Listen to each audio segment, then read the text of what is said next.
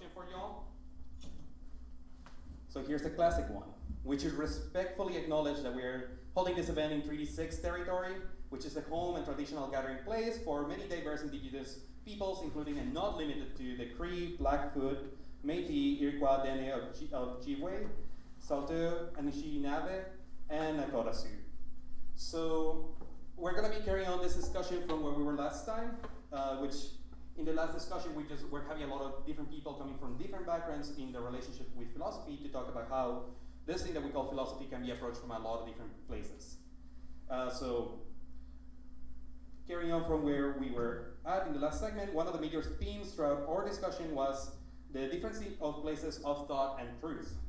For instance, at one point or another, as we were considering who counts as a philosopher and what counts as philosophy, we turned to places often forgotten for these things. So for example, indigenous elders, artistic practices, the curious ponderings of children, and the list goes on. There's a lot of things that have been excluded or discounted from having any philosophical value whatsoever in what we understand as philosophy today. So today, we return to the same question as it pertains how academia and the university frame the question of philosophy. And in this case, we're going to be looking at how a specific place, the university, and a particular set of practices, academia, have had an effect on philosophy. So I'm going to be moderating this event today. My name is Simon Medina Polo, and I am the lead coordinator for SMFIO. I do have philosophy credentials. They're just hidden somewhere here, there. Yeah, I can show them to you. You can bug me about that later. Today we're not being joined by Suyang, who is actually sitting with us in the audience. They had a long day, so I'm just going to be taking over for today. So a big shout out to you, Sil, for helping put on these events. Thank you. Today we're being accompanied by my former philosophy professor, Paul Beach. So we can probably get started by asking a few questions. First of all, maybe give us a little bit of an introduction about who you are. What are you doing here, man? Okay. I'm Paul Beach. I'm a philosophy professor and now moved on to the oil industry where I'm an education consultant. So I moved on out of academia because of the money. Use this one every morning. Okay. Hello. Thank you. I'm not very used to the mic. Come on, Beach, be a star. Hey. Yeah. So you want to just my history in academia, or? So I'm just gonna pose the question to you, basically. Tell us about your experiences in academic philosophy, and how they shape your understanding of philosophy there and besides the university. So how do you find yourself in this mess that we call philosophy? All right. So back in the 80s, I was a angry young prairie boy, and of course my introduction to philosophy in those days was Ayn Rand. Oh no. So I thought, hey, wow, this is philosophy, this is awesome. So self-taught sort of thing, but I was a pipe fitter because I was from Alberta and I was that age in that time. There was a recession, and Keano College in Fort McMurray was offering a semester for $500. So I thought, wow, I'm getting unemployment anyway. So I took a semester at Keano College, and I thought, hey, that's fine for me, that's enough. And then my wife decided that she was going to go, and she was struggling with her English class, so I decided to take an English class with her to help her with it. And then I took a philosophy class because it just fit my schedule, and that was the mistake. It just fit your schedule, so you went for it. That's right. So I had no intention of going into philosophy. I thought I already knew philosophy because I had read some positivism and some Nietzsche, and I thought I had all the philosophy I needed. But you are edgy enough to basically bug the hell out of someone, so you are a philosopher. Exactly right. Yeah. So I started off at Keano College. I ultimately got scholarships to go to the University of Alberta. But once I had finished my undergrad in the University of Alberta, I got a bunch of offers to go to different places. My expertise was ancient philosophy, so I got a bunch of scholarships to go to University of Washington or UNLV or UCLA, which was big at the time for philosophy. Yeah. But poverty prevented such movements, so I had to basically stay, and the University of Alberta offered to give me teaching So I did a lot of teaching to pay the bills. So that's why I didn't end up going anywhere else. I did my master's at U of A as a result, and I did a lot of teaching in that time frame. So for a master's student, usually you teach one class per semester. I taught 3 per semester. Once I had my master's degree, I got part-time jobs at Grant MacEwan and Concordia. One semester in the what we call the sessional circuit, I taught 22 classes in a single year. If you can believe it. I don't recommend it. And then taxes came, and I ended up having to pay $8,000 in taxes, which if you're teaching because you're poor is not great. So I have taught everywhere in Alberta pretty much, from Fort McMurray, Lac-La-Biche, Lethbridge, Red Deer, everywhere except University of Calgary actually. All just trying to make enough money to pay. I had 2 young kids at the time. And the sessional circuit, for those who aren't familiar with it, no benefits, no job security. They tell you about 3 weeks before school starts whether or not they're going to run the course. It's pretty tenuous, right. and there's not a lot of support for. So where people get all kinds of different benefits and travel, sessionals generally don't get any of that. So it's a tough life, but it was fun. I did it. I loved it. So at a certain point, I had to just say, a friend of mine was working in the oil industry and said, we really could use someone with an educator to come over here and show these guys how to teach. And I said, no, I don't think so.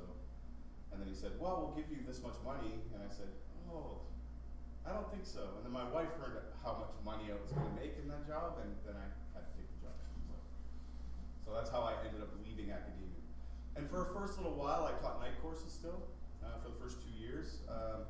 But I found working a full-time job elsewhere and then trying to teach a night course was just not. I wasn't doing good work. Right? I do remember, especially I remember when you were teaching your last ethics course at Concordia.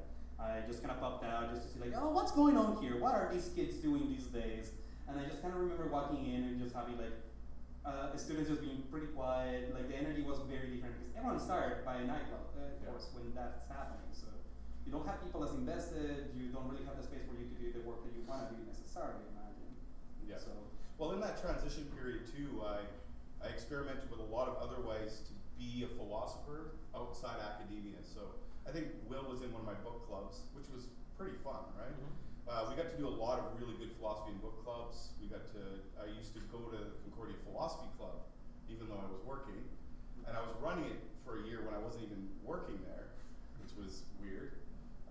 And then I ran, I don't know if you remember, but in that same year, a bunch of the sessionals left Concordia because of the money.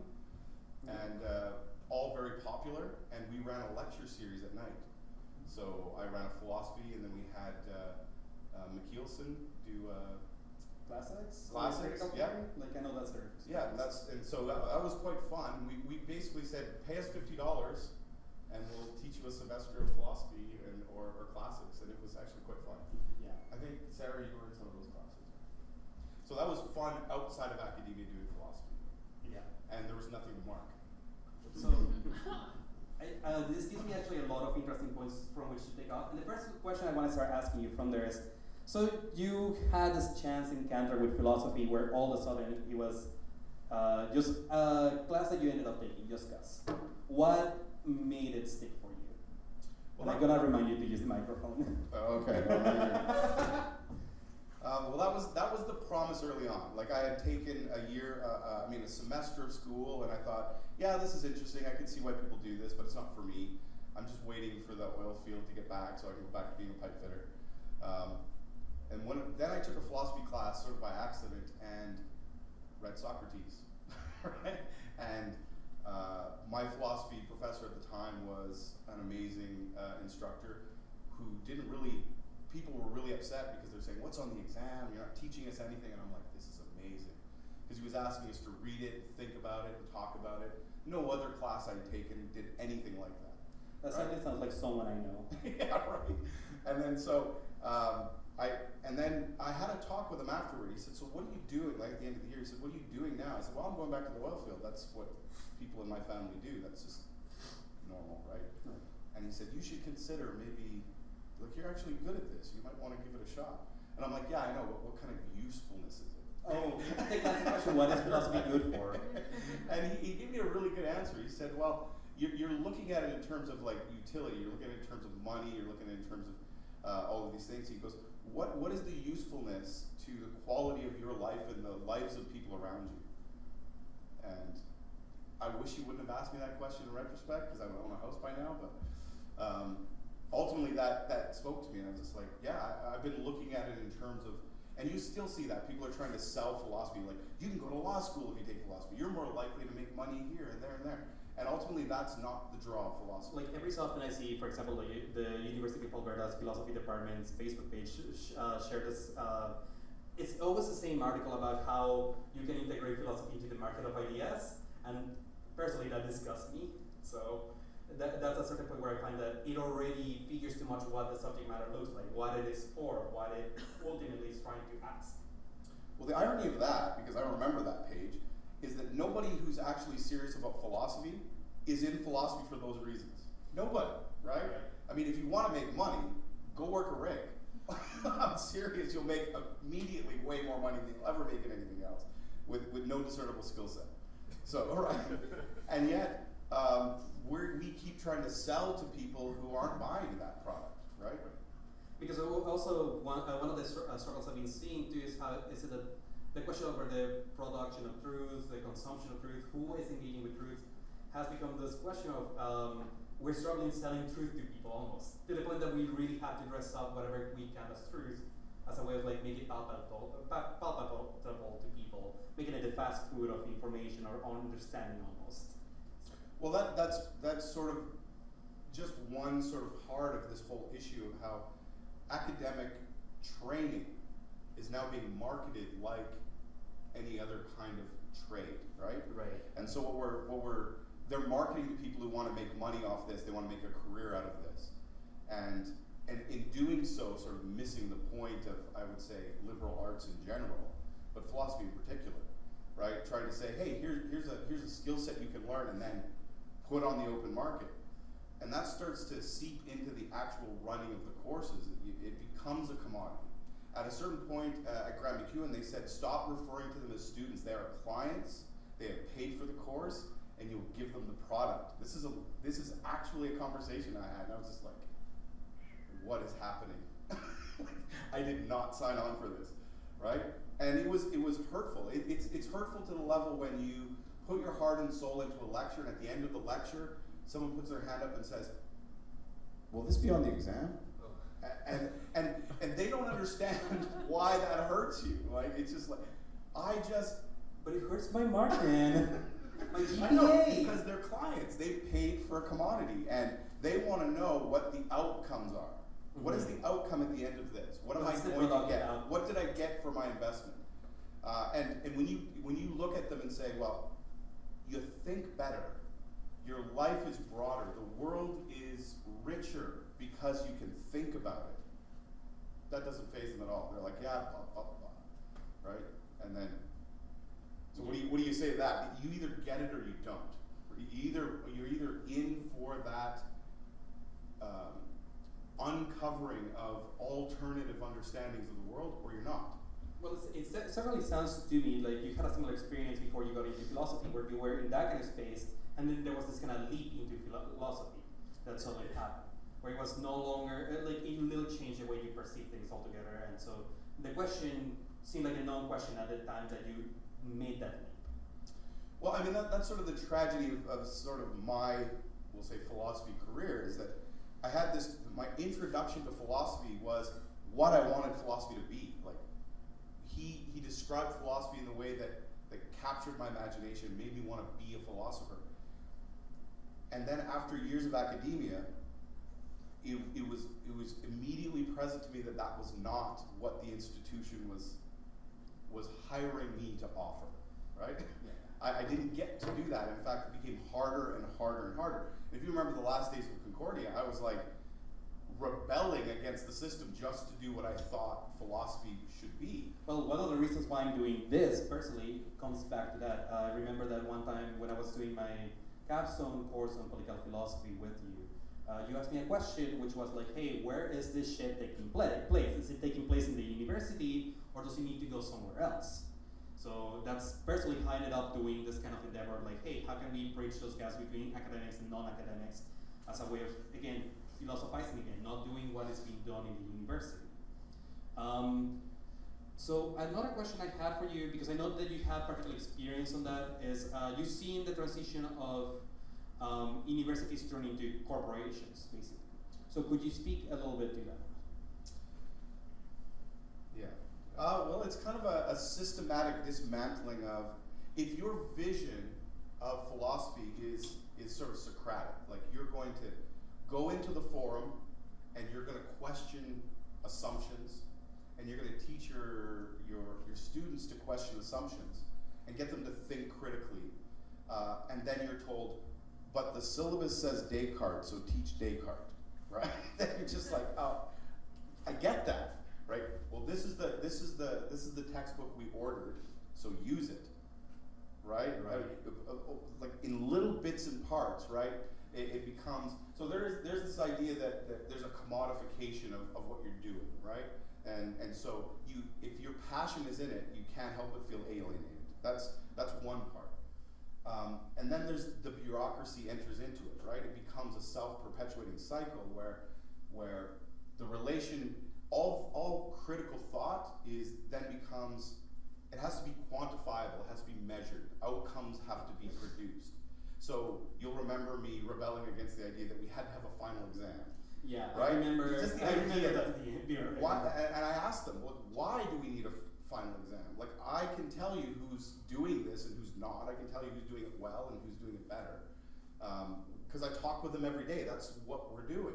And they're like, yeah, but we can't show that to an external third-party investor or something like that. They paid for this course. You need to justify a failure or something like that.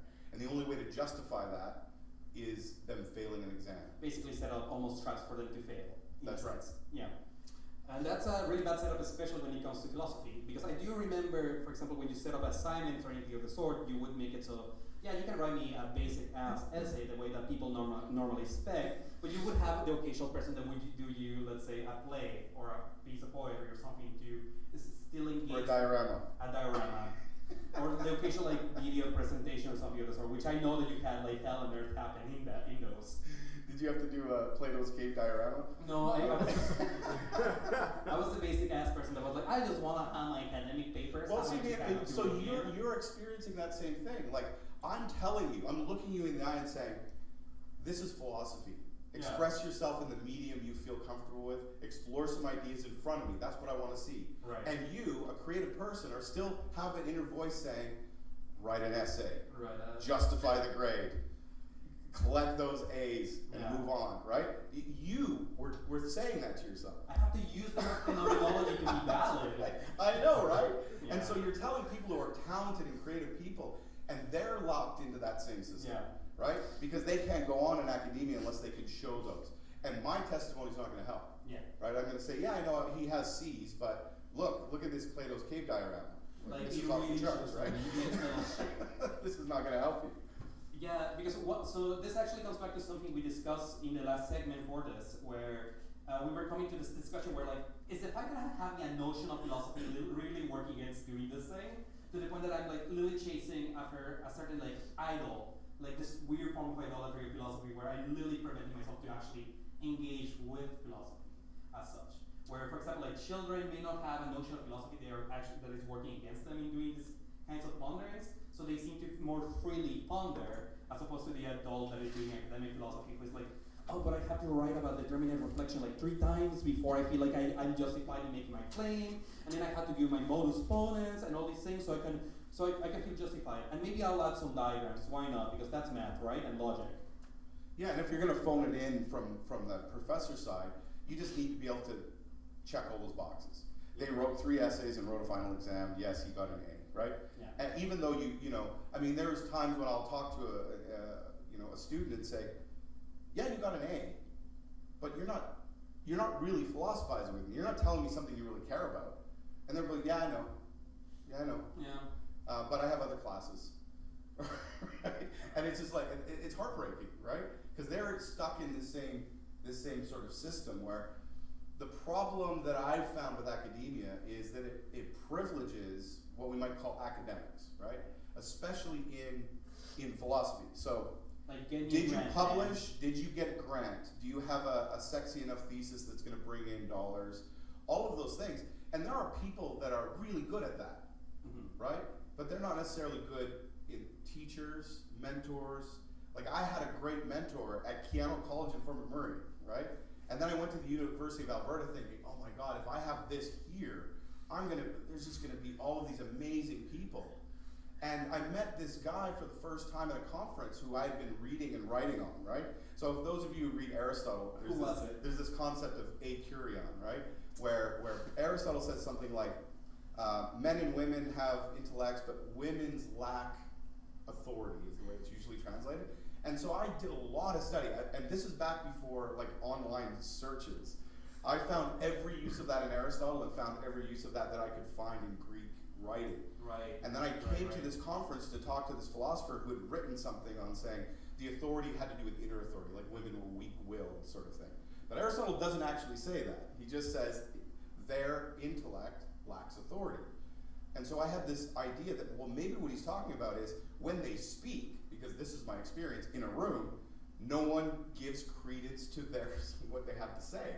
And so they have no authority in what they say. It might be external authority that's lacking. And that could be a social problem rather than an internal psychological problem. So I come to this conference ready to talk to this guy, and he goes, oh, I just published that because I need to publish something this year. I don't really believe any of that.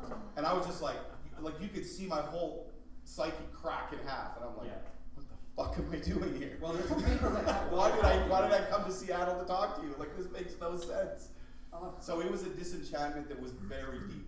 Well, it's the same shit that happened with the famous Gettier problem. That it was just this philosopher, what's his name, like Edmund Gettier or something of the sort. I don't read analytic philosophy anymore because I think it's crap. But it's this dude who is taking this view that, we have a certain understanding of what constitutes knowledge. It's a justified true belief, right? So if you fulfill all of those conditions, you have knowledge. Well, not actually, because he starts teasing those conditions to the point in which he develops what we now call Gettier problems, where like we actually don't have sufficient conditions for actually meeting this. But that was a paper where he was like, oh, I need to write something. Shit. And it was if you've ever read the actual article, it was like 3 pages long, right? Yeah. And so, imagine you're a young student who's come to the academy to really share ideas, and you meet him at a conference, and that's what he tells you. And then it's just like, and I don't know if you guys have been to philosophy conferences, but it's soul crushing, right? Yeah. You go to this conference, you want to see this person talk, and they're like, some of them are just phoning it in. Some people are just there for a holiday, a paid holiday. There is the rare seminar you'll get to where there's a bunch of people like you that are all excited too, and they share their excitement with the speaker, and that becomes one of those rare instances. But it's the exception rather than the rule, which is the sad thing. Right? And so I came to the University of Alberta thinking, I'm in here, I'm ready to do this. And then incrementally, piece by piece, it's like, do your job. Yeah. Mark these exams. Do it by this date. Cover these topics, right? All of these things. And students, so you're getting it from above, they just have these very systematic bureaucratic requirements with no real oversight. Yeah. Right? I'll write what I thought was a brilliant syllabus, and I'd show it to my advisor, and he'd go, okay, you got an exam, great. But what? But didn't you see what I was doing there? Did you see the assignment? Did you see that?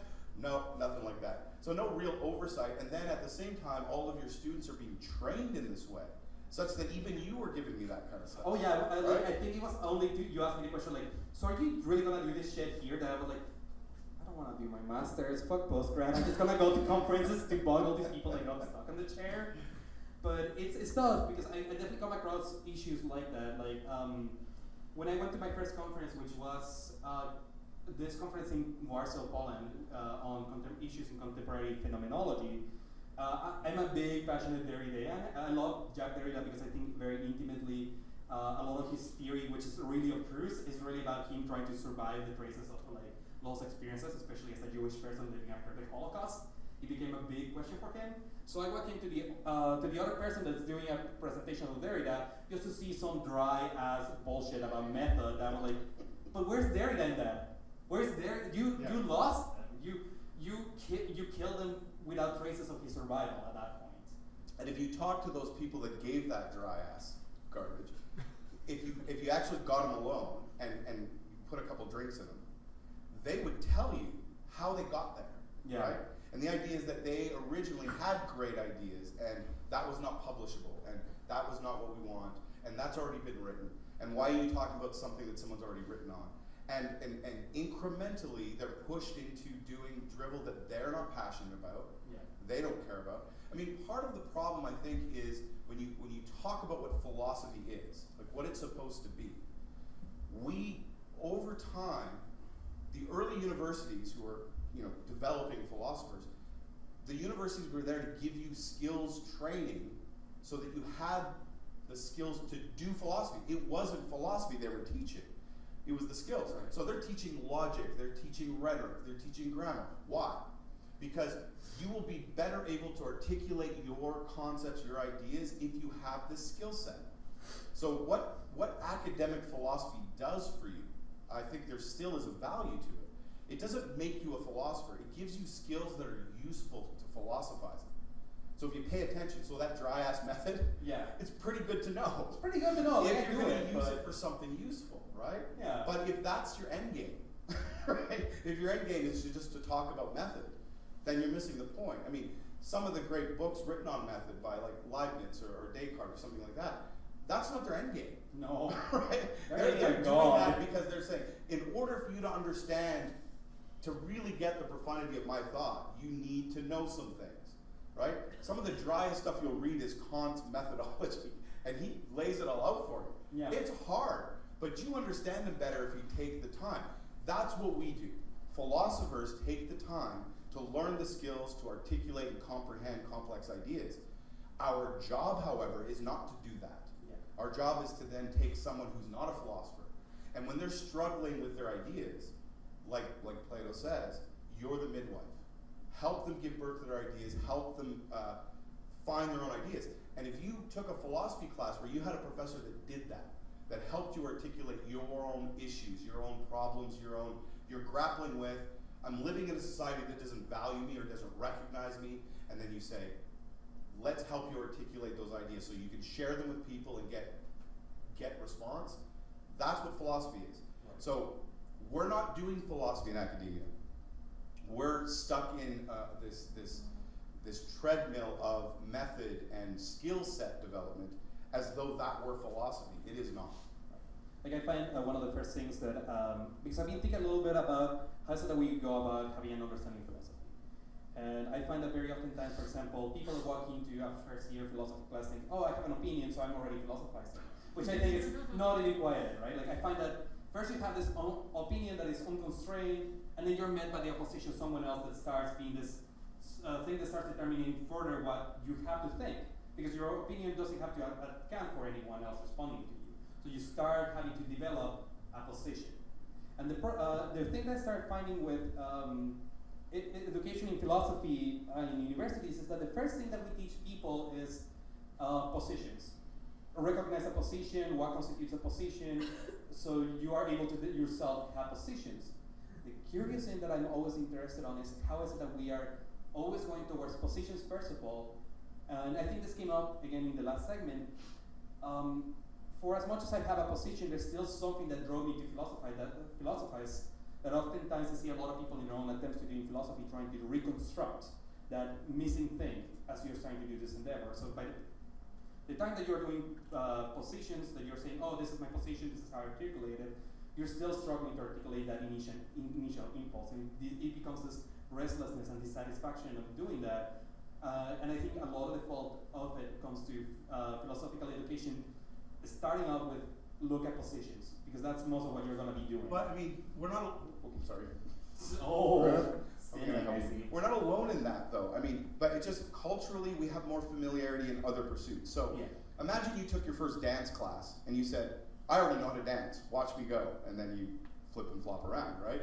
And then they'll say, well, look, if you learn these forms, if you learn these techniques, then what you're trying to express with your body, you'll be able to do a better job. Right. And you'll be able to communicate what you're trying to do in your dance with other people, right? And same with art. Who's an artist? An artist is anyone who does art. But if you go to art art school, if you take academic training in art, then that image in your head that you're trying to represent on the canvas, you learn skills to do that better, or clearer, or differently. And so if you started off by saying, look, you're not a dancer unless you do ballet, well, ballet is a form, just like logic is a form. And all of these things are forms of trying to express what philosophers do. So I think we have a better understanding of where philosophy is if we say one of the primitive engagements that human beings make with each other, writing. We write. So you're a writer if you write, but academic scholarship helps you do that better. If you're an artist, same thing. It's a very primitive way to express yourself. Philosophy should be understanding that same primitive engagement. Mm-hmm. It's something that we do which it has to do with articulating and sharing conceptions of the world, how we see existence, how we see our lives. And philosophic training that you get in the academy should be focused on learning those forms. So what you're worried about, like why are we learning, what's your position? Are you epiphenomenalist or are you a materialist or something like that? That's just like learning this step or that dance move or this canvas or other mediums. And if you take it that way and you have a philosopher that understands that, then you as a philosopher get to grow and develop ability to share your ideas and your worldview and your understanding and your alternative conceptions of everyday things with people, and listen carefully to what they have to offer, right? I mean, if you've had a bad professor, it went something like this. Tell me what you think about something. You start talking, I'm like, let me shove, oh, that's just Kant's view. Let me shove your idea into Kant's view, and then give it back to you packaged. That, nobody feels good about that. But if your professor says, okay, I want you to read these things as a language for articulating what you're trying to do, and then come and tell me again. Tell me what you just told me with a new vocabulary, and see what you do.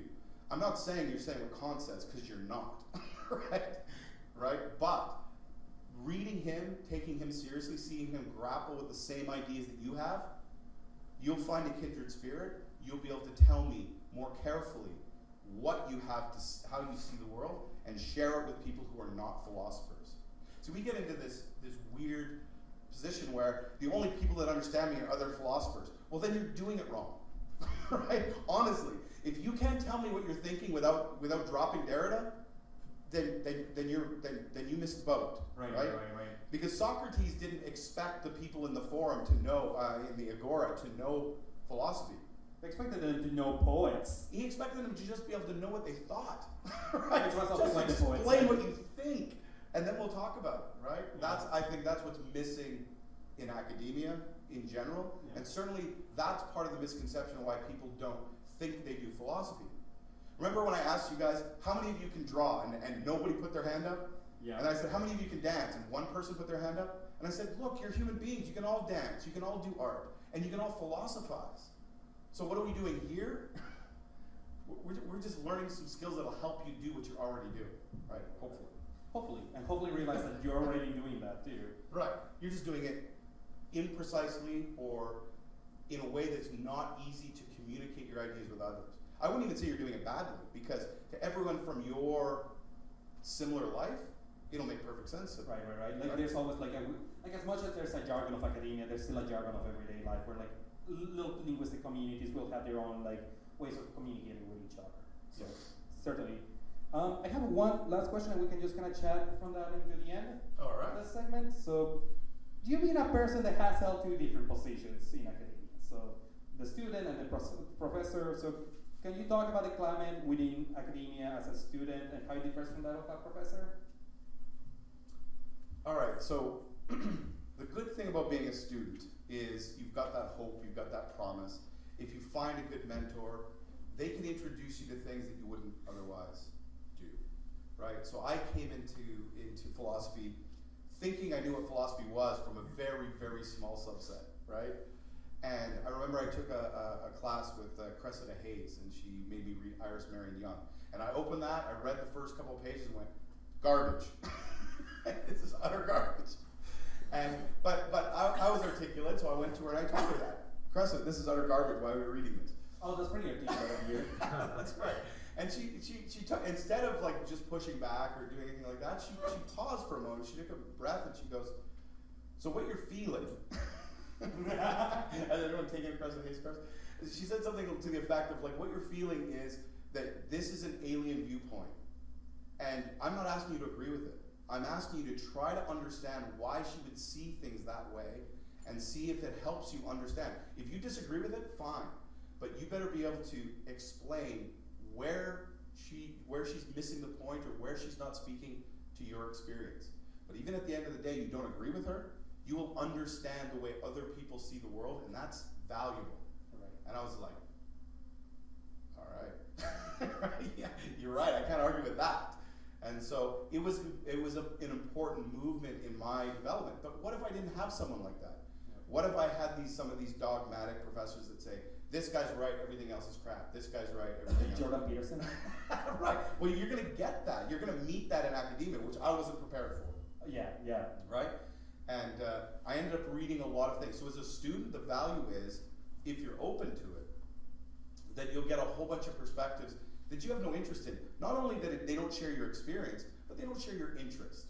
I mean, I'll be quite honest, I never care about the concept of beauty, right? When I see a sunset, I'm not moved. Right?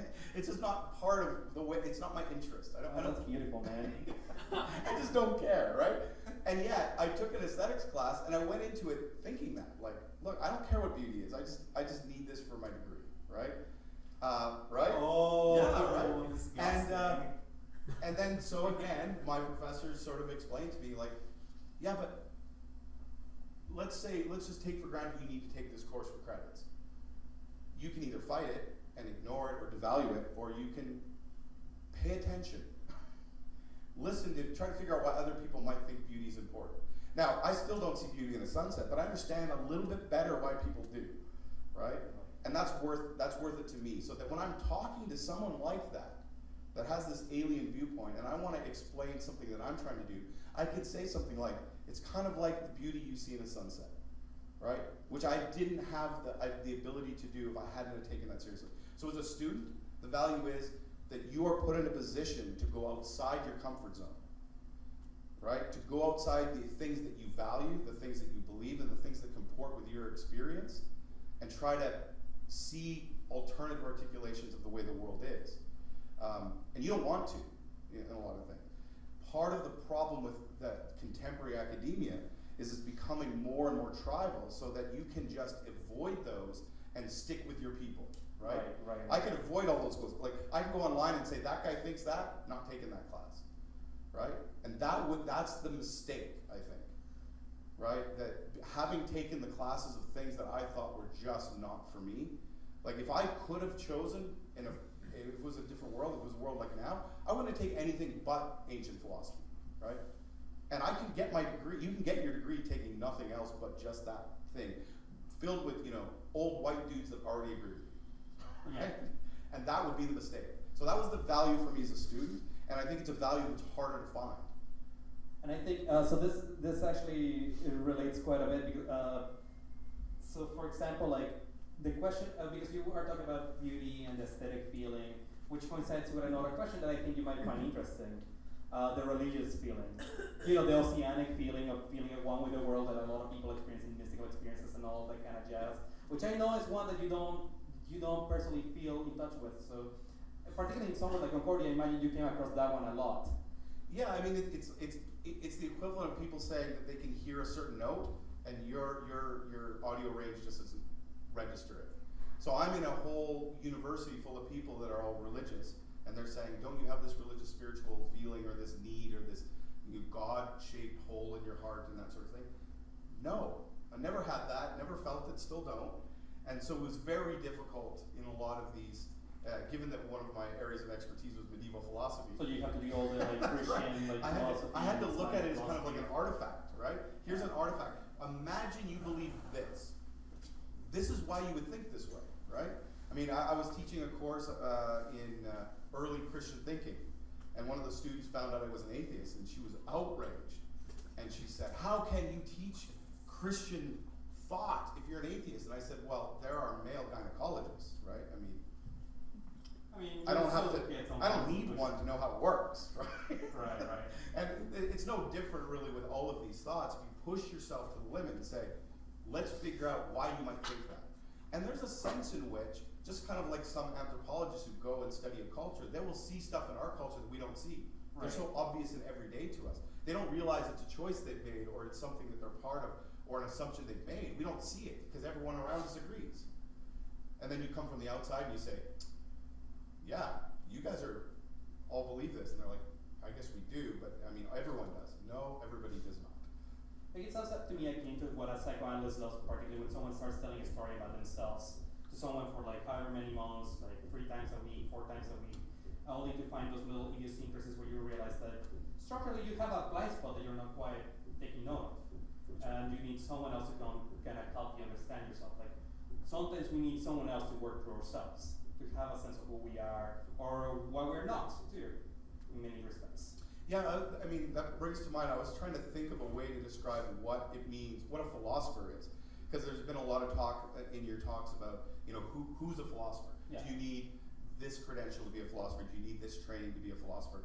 And I think we use the analogy, like there are people that are self-taught dancers and they're great. Yeah. And there are people that are classically trained dancers and they're great. And there's any number of ways to become a dancer. I think philosophy is the same way. But you can tell a dancer when you see one, right? Right. And there's a sense in which when you encounter a philosopher, you know it. They're doing something different, right? And when trying to articulate what that is, I thought of this kind of strange analogy, which is we are like tour guides to human existence.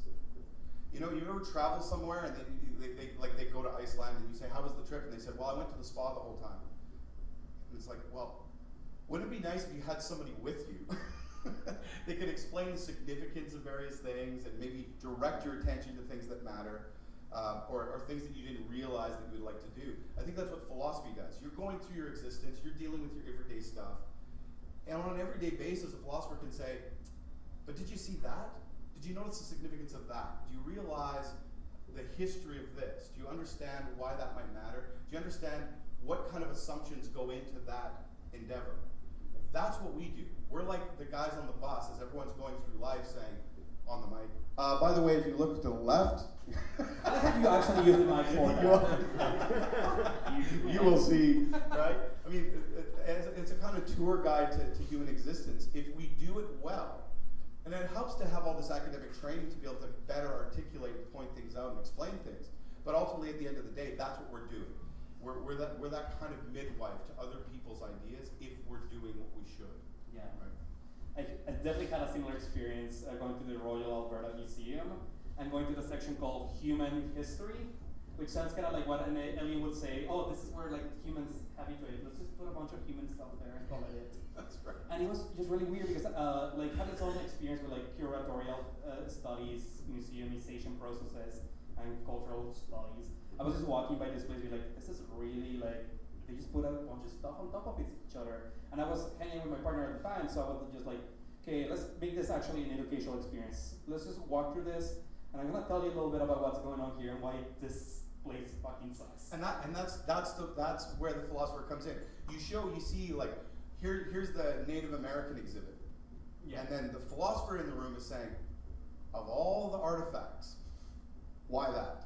Why did they choose that? What's that supposed to tell us? What does that say about the assumptions that the people who put on that exhibit had to say? People don't ask that question. They just say, hey, look at that. That's what Native American life is.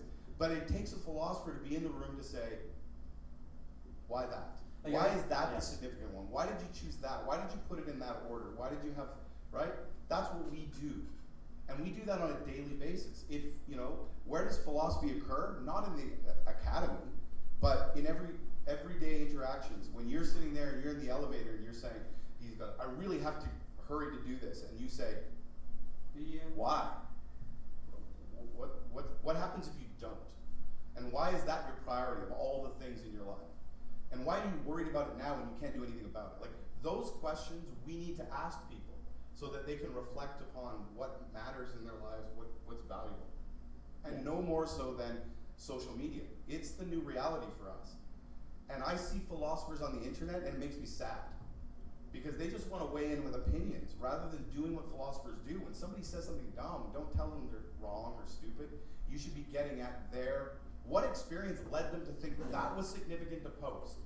And ask them, get them to articulate what's your end game? What were you hoping to accomplish by posting that? Something. Get that light. Get them to think about it, because they're not, right? They're just talking past each other, blah blah blah, right? And you need to put it back on them and say, you're trying to get me to do something. What? And I think the experience is very similar to people going to movies, to movie theaters, and be like, yeah, that was fine. That was an alright movie. Yeah, it was. What do you think? Oh, it's fine too. Sick. Yeah, let's do it next week. Yeah, entertaining. The popcorn was good. Yeah. Like. Yeah, but the guy cut his head off. Why? Why? What is it? Doesn't that matter? Doesn't that bother you? Aren't you worried about why he did that? Don't you think it's not real human behavior? All of these sort of things where we could be sharing this and having a cathartic experience and afterwards talking, which by the way was what theater was for. Yeah. You know, we could see people get their heads chopped off, and then afterwards, as a community, we could talk about, like, now we get to talk about chopping heads off without actually chopping heads off. Like that could be neat. Let's feel it, let's talk about it, let's, Yeah. We don't do that. That's why I say you should watch TV out loud, right? You shouldn't be quietly watching TV next to each other. You should be saying, what's up? Like Mystery Science Theater, like 3000, you're like, yeah, the production's fucking bullshit. I'm like, look at this guy. Why is he doing that? No human talks like that. Yeah, and like I've been seeing people engage with particularly media like that. People teaching philosophy by using media as a way of like, okay, this is a vehicle for us to understand a rational structure, which is what Plato or like Freud or Lacan do oftentimes. Like, hey, I can show you the rational structure, but there's a certain point where a story will actually help you flesh that out a lot further. And I've been seeing that being done with movies and whatnot, particularly in the YouTube video essay. Where people find ways of taking all these media devices and actually make them something a little bit more fleshed out for people to watch these things again and notice things that may have not been there to begin with. And it's always interesting because like you could make the argument that like, oh, this is not a real text, or I have transformed the text, but the idea is that there's still something that carries the spirit of the text, even in the analysis, even in the translation or the transformation of the text. What's been occurring as sort of philosophical moments in my life right now that I'm in middle management. I know. Oh, boo-hoo, you. Like, I ask these two questions of people, and it always makes them pause. Like they're not articulate enough to really go anything beyond stopping in their tracks and thinking a little bit. But they will make some sort of decision, and I will say, "What would you do? What would you do? Check your memory, check your own psychology, think about yourself. What would you do?" And then they'll tell you an answer. Right. And then you say, "But what do you think you should do? If you're the kind of person you want to be, how would you do it differently?" And in every single case I do that, they go, "It's a different answer." In every single one. And you have to stop and wonder, like, what are we doing? If philosophers aren't pushing people to think about what they ought to be doing and then acting on that, we're just letting people say, well, we're not giving you benefits because we can't afford it. And then we're like, stop, wait. Like, what should you do? And that's the problem of opinions. Right. Like, how is it that we live in this marketplace of ideas where opinions are, like for me to say that like, oh, everyone's entitled to their opinion, I actually think that's bullshit personally, because I find that that's a point in which everyone is valued the same. Like, it's like describing like, oh, I know you as a person, you're a human. That describes you, right? Like, this is who you are. And it's getting to this point where it just devalues everyone to this homogeneity of like, nothing really stands out. We have devalued truth. We have devalued anything that breaks this texture of opinion for the sake of just this homogeneity. Like, everyone has their own opinion, it's all the same. Like, if there's no, like, it doesn't matter if there's truth. Like, people are just gonna do what they want, you know? Like, that's just capitalism. That's well, I think we get at that by pushing them to reasons, right?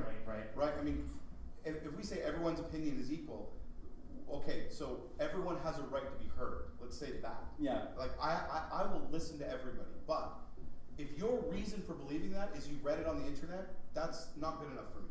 Whereas if this guy said, my life experience shows me this, okay, show me that experience. Talk to me about that experience.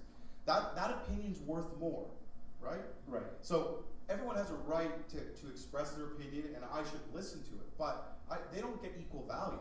Right? And what we need to be doing as philosophers is getting them to think about why they believe that. Everyone has all their beliefs. It doesn't come out of nowhere. But some people put time and energy and experience and effort into developing a coherent worldview that's more valuable. So conspiracy theories and contrivances kind of fit that, I think, a little bit by definition. It depends on who's holding them. Like, Right. it's kind of like the person who devised it is invested, Okay. right? And that's the question I wanted to bring up. Reads it. Like, Yeah. so I'm more interested in talking to the person who sort of came up with this and put all those together and, has that wall with all the, the pins with the lines. That guy has a reason that I can get behind. I can talk about that, and you can reason through that. That's a valuable opinion in my world. Okay. Right? It might be wrong and totally at odds with my experience. And this is what we're starting to separate ourselves, because, for example, I would be more interested about you're interested in seeing reasons that people come up, and for me, I found that everyone can be reasonable. Whatever makes you feel reasonable, man, is the way I sometimes tell people how they engage with this response. Because I find that I come from this, again, psychoanalytic perspective, where I find that there's always this drive that tries to find reasons for it in retrospect. And that always comes with this inherent idiosyncrasies and tensions where of course, like a conspiracy theorist or someone who comes up with contrivances about reptilians taking over the world and all this kind of shit will make a high percentage to the extent that there's a lot of things that don't count as reason to them at that point. Well, but I'm not. When I mean reasons, I'm thinking of like that Greek idea, right? Like feeling could be your reason, right? Okay. A direct experience, an epiphany could be your reason, right? Your mom, you trust your mom. Right. Your trust in your mom might be your reason. Like for me, those all fall under the guise of reasons. Like for reason, it's why do you believe that? What is the cause of your belief? So And some of those are reasonable or not reasonable, but that's not what I'm worried about so much. Right. I want to get to the heart of why do you find that to be a belief that makes a difference in your life, right? Like when I talk to these flat earthers, I don't get to the reasons. I just say, how does that change anything you've ever done in your life? At all? Anything? Then it's a moot point. Like, why are you talking about it? So your benefit to having a flat earth theory is all of the benefits of being a crazy rebel. Okay, I get that. Great. I'm not interested. I'm not interested in your internet fame, right? But if you can show me that your flat earth belief leads to concrete differences in the choices you make in life, that's something I want to hear about. Right? I want to talk about why you don't buy milk anymore because the earth is flat and that means that cows are this or that. Like that matters more because it's those kind of beliefs, it's those kinds of reasons, we'll call them, that lead to political changes, social changes, social repressions, things that are dangerous and hurtful, right? It's those reasons that you need to get to and get them to see, hopefully before it turns into actions that are ugly. Definitely. It's really interesting because I definitely am on par with you in this respect. I would just call that drive. I wouldn't quite call it reason, but that's because definitional bullshit, which we can get into. But I think we're at this point where we can start wrapping this one up, and probably give a 10 to 15 minute break for people to have smokes, grab drinks, do whatever you need to do for yourself. And we're gonna come back to a Q&A discussion where we kind of hope that people will have a few questions, can interact with us a little bit, just to chat. If there's anything that got your attention or anything you want to push on, let's do that. I'm here to help you out push stuff on him, so. Oh yeah. I had to do them. So and just a heads up. So today we didn't get other persons. So if you have any donations for SMFIO and UGP, we just have set up a little class by the bar. So thank you so much, and we'll see you in a little bit.